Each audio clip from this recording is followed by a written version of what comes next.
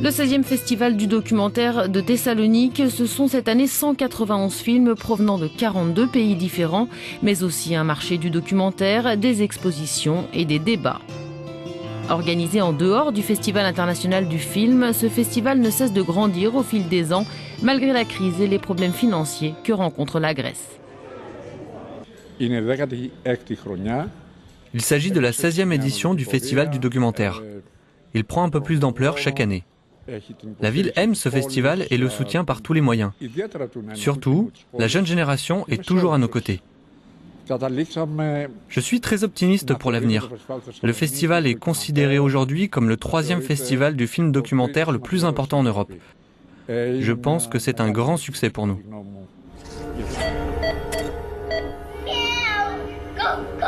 Cette manifestation propose une large sélection de documentaires grecs et internationaux avec des thèmes résolument tournés vers les causes sociales. Faisait l'ouverture cette année le documentaire russe intitulé Linar de Nastia Tarasova, l'histoire d'un jeune garçon au cœur malade que seule une transplantation peut sauver. Il va devoir, pour vivre, partir à la recherche d'un cœur au-delà des frontières.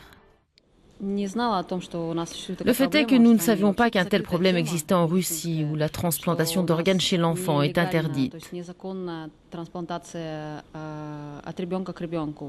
J'ai commencé à tourner le documentaire car je voulais interpeller les citoyens russes sur cette question et voir leur réaction face à cette difficulté.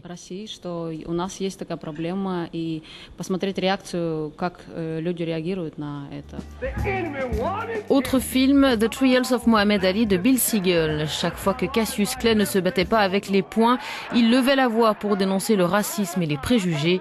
Au-delà des exploits sportifs du poids lourd, ce film retrace les batailles livrées par Mohamed Ali en dehors du ring, de sa conversion à l'islam à la prison en passant par sa lutte contre la maladie. Everybody knows Muhammad Ali by name. Tout le monde connaît Mohamed Ali de par son nom. Mais je ne pense pas que tout le monde connaisse le Mohamed Ali de ce film. Les jeunes générations qui ne connaissent peut-être que le boxeur et un Mohamed Ali tremblant à cause de Parkinson ont besoin de découvrir ce Mohamed Ali-là, provocateur, juste, central, moral et triomphant. Au total, 60 documentaires grecs seront présentés lors du festival, dont Youssef Song de Kostas Pliakos. À travers les yeux de Youssef, un jeune homme qui a pris part à la révolution libyenne, le réalisateur grec déroule la vision qu'ont les jeunes Libyens de leur pays depuis la chute de Kadhafi, avec en toile de fond des questions sociales et politiques, le rap.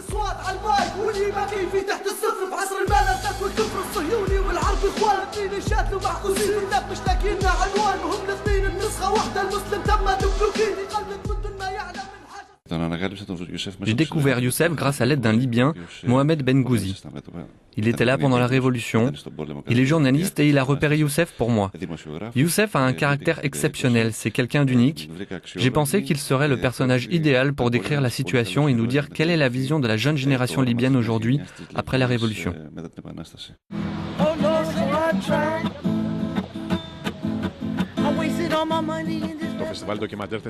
Le Festival du documentaire de Thessalonique capte de manière exceptionnelle les questions les plus importantes qui concernent notre monde aujourd'hui. L'aspect humain est toujours au premier plan, mais il y a aussi beaucoup de films sur la société, l'art, la politique et l'environnement. Parfois, les documentaires sont très combatifs et subversifs et à d'autres moments, ils sont vraiment amusants. Ils demandent aux téléspectateurs de réagir et nous emmènent vers les endroits les plus inaccessibles de la planète.